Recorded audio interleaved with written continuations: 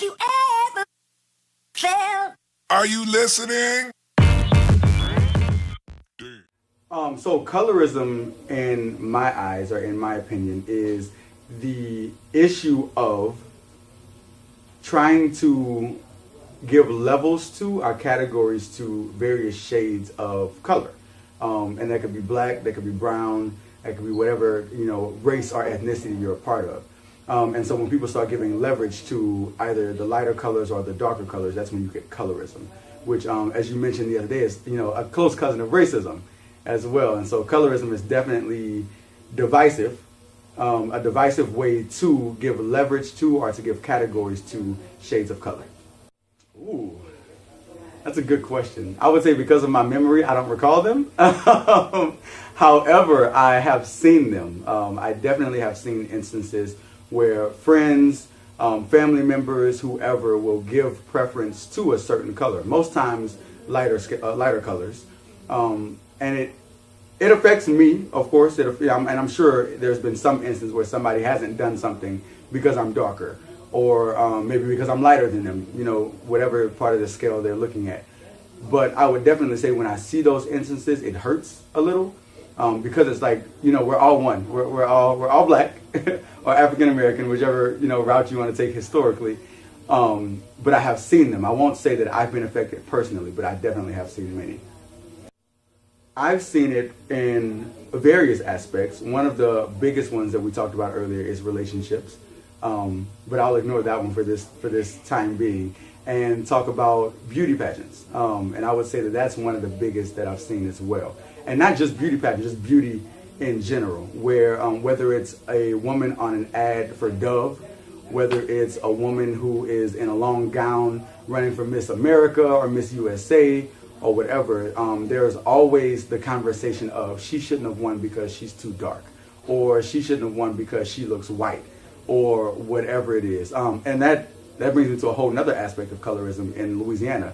When I said she looks white, it reminded me of Passe Blanc, where, I'm from Southwest Louisiana, where people say all the time, oh, she's Passe Blanc, or he's Passe Blanc, which means pass for white. And, when I hear that, I'm like, does it matter? Like, they're still black. But a lot of times they're treated differently because they can pass for white. Or they treat others differently because they can pass for white and others can't. I actually know a woman in Lake Charles, where I'm from, who does not claim that she's black at all because she's Passe Blanc. But we all know that her family history is as black as can be. But she treats others differently. She treats other black people differently because she looks differently, or because she's a little bit lighter than the rest of us. Oh, you have all the good questions. Including men in the conversation of colorism. Definitely that there is a spectrum of colorism, and a spectrum of male thought and male identity as well. So I think one of the barriers could be trying to figure out what part of the conversation the man jumps in on. And that can be very difficult because if you have a straight, and not to be colorist or anything, but if you have a straight dark-skinned male who prefers light-skinned women or something, then that's one side of the spectrum versus a gay light-skinned male who prefers dark-skinned men or something. Like, where do you jump them in on the conversation, so that it doesn't focus strictly on relationships and it doesn't focus strictly on their identities and their preferences as well, but it just looks at the entire issue in general. So I guess a way to put it is, how do you even the playing field for men to jump in on the conversation with women? Because it is women dominated, for sure. So, I write because it is freedom, literally, in every way, shape, and form. Donnie Rose, who we all know as one of the greats in Baton Rouge, has a sticker that I now have on the back of my laptop that says, for a writer, every day is Independence Day. And so for me, literally any type of writing, whether it's academic writing, whether it's just writing poetry or whatever, it's healing because I get to get all of my thoughts out without interruption.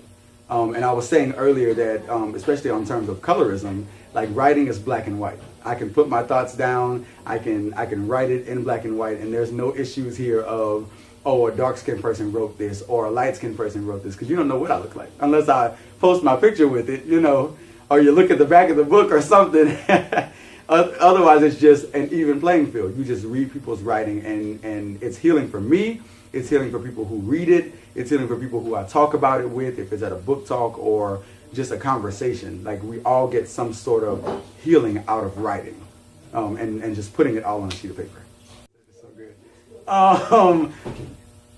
My first answer is yes. There are barriers to men of color writing, publishing, all of that. You know, I want to say, even though historically we look at writing and it's been mostly white males, you know, we could talk about that for days. However, most of the writing that we look at today in school and education, in healing, in colorism, in whatever it is, racism, is dominated by black women. And so a lot of times when people brand themselves, even though they don't do it purposely, like you said, a lot of the branding looks like black women. A lot of the healing looks like black women. And I don't know why that is yet. I guess I haven't looked into that too much as to why that is, but it is what it is.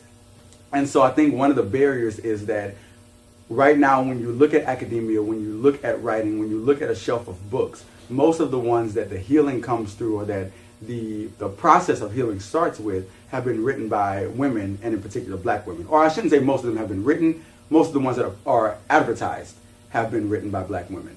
The black men books are there, but they're not as popular, or if they are, they're only popular in a certain arena, which might be the high education arena, when you go to get your PhD, or even, you know, above the towers is where they are. But most of the people who do the groundwork, who are around here, read Audre Lorde and Bell Hooks and, you know, Alice Walker and all of these people that are black women. And so that's what they see the healing process through. So that's definitely one of the biggest barriers, is that it looks like black women. I would say that for black men to get into the field of writing, or to find that avenue, that piece where they can come into it, as we ourselves are found in black women, because we all come from black women, you know, find whatever that niche is and what they're writing, and jump right onto that and say, you know, oh, Alice Walker wrote about this, and this is really what I'm passionate about. So let me use her as my background, my citations, and then I can get my voice out there as well. And I'm not saying to ride on the backs of black women, you know, and use them for all their worth, because that's not what we want to do at all. But they have opened the doors for us, and we have to take those doors that they open and jump into them, and not be afraid to say, I'm a black man who cares about colorism, who cares about the healing process, who cares about writing in general, whether it's colorism, healing, or whatever. I care about writing, and I want my voice to be heard. That's a deep one. I will say that. Heartthrob never, black and ugly as ever. My initial thoughts, just from being a writer and like poetic words and whatnot, is that he is essentially trying to say that and this is what I get from it, it could be completely different, the emotions that he does not show, and that's a whole masculinity conversation, but the emotionless person that he is equated to the black that he does not really care about, in a sense. And so he's equating masculinity, or the society's definition of masculinity, with society's definition of being black. Neither one of them are accepted. And so since you can't accept my masculinity or my blackness, I'm gonna stay fresh. I'm gonna stay Coochie down, as you said, like, you know, so you can't say anything about me because you don't see my emotions. And if I call myself ugly and black, then you can't say anything about that either. So that's layered. That could be masculinity, racism, like materialism, all of that in one like 6-word line or something. That's crazy. Oh my gosh. I'm really sitting here like, that's a deep line. Like, just from one little line of rap. Wow. Yeah. That's what I get from it. Okay. I like that. One, I want to thank you for the work you're doing. Because you are a pioneer in colorism. I don't know if people realize that, but let me look into the camera, because Sarah Webb is a pioneer in the field of colorism. Like, the multiple books idea have not been done before. You're the first edited collection of colorism poetry, right? Ever. Like, and that's happening here at LSU with the most amazing black woman, Sarah Webb. So like, and I know she doesn't give herself a whole lot of credit, but she deserves all the credit, all of it, because she is doing amazing, amazing, amazing work. Sarah, you are doing amazing work. Keep doing it, please. And the rest of us can just follow right along and be like, if Sarah did it, I can do this too. That Okay, how you want me to sit? Like, is this good? Yeah, it's okay. good. Oh, am I talking now? Yeah, you could talk. Say a little something. I want to see that. My name is Michael J. Seaberry. Sarah Webb is the greatest person in the world. I'm hoping you can hear me. This is a test run, but if it makes it into the video, cool.